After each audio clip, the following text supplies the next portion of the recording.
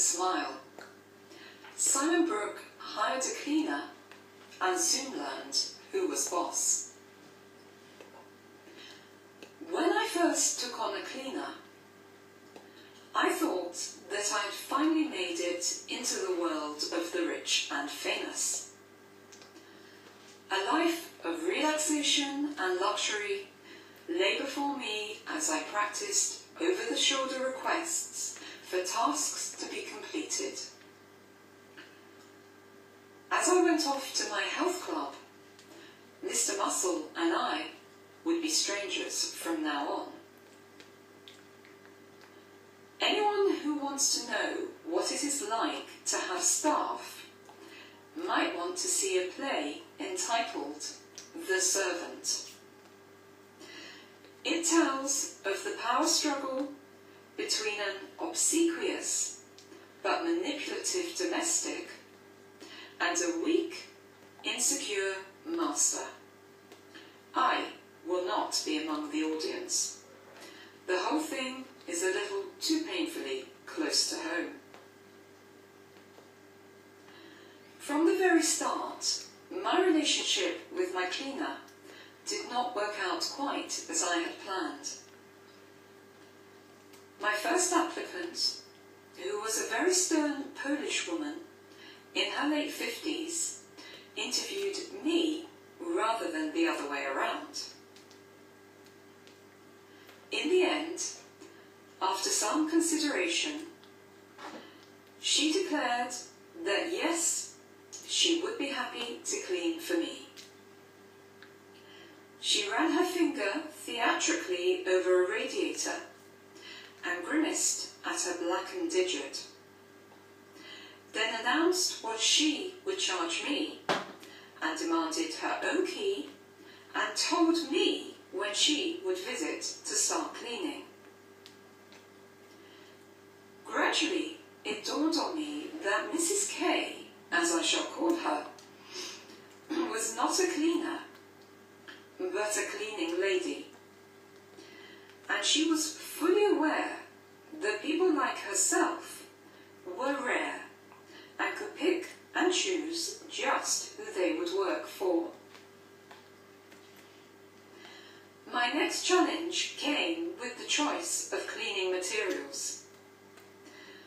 Mrs. K looked snootily into my cupboard and dictated to me the particular products that she required me to purchase for her.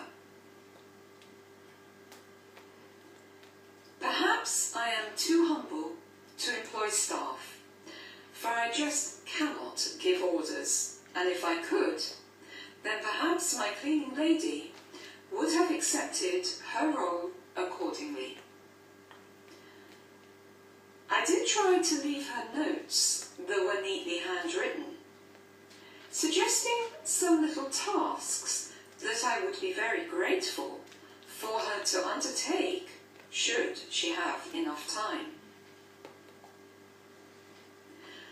Needless to say, they were treated with haughty disdain and left untouched on the table. I spent hours drafting them with opening sentences such as, "If you don't mind, I just wondered if, perhaps if there's time." Eventually, I just gave up. As a freelance journalist, I normally work from home.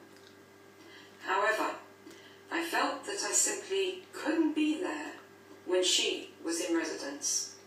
So I took to sitting on a park bench, feeding pigeons, and watching the clock until I could go back home. Rainy days were the worst. 3 hours spent in a Starbucks coffee shop, doodling on old newspapers and magazines.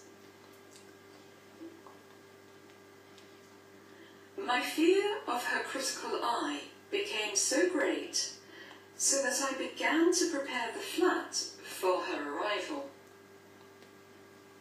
Too much everyday dirt and blockish mess, and I worried about what she would think of me. So I I would empty the bin, do the washing up, and wipe around the bathroom ready for her arrival. I was embarrassed at the thought of a woman with never a hair out of place cleaning my dirty bath, toilet, and shaving bristles off the bathroom sink. 2 hours before her arrival, I would be washing, vacuuming, polishing, but then I would panic. Things looked too spick and span, as if I was questioning her cleaning abilities. So I would casually dirty them again and leave the old cup and pan in the sink, smear toothpaste on the bathroom taps, and spill a dash of gravy over the cooker. My falling behaviour would deteriorate to such an extent that her favourite radio station would be playing gently in the background when she arrived. The heating turned up, and her chosen brand of coffee and biscuits displayed for her. Eventually, despite all my efforts, I proved to be an unsatisfactory employer, and I was sacked by Mrs. K. I didn't dare ask her for a reference.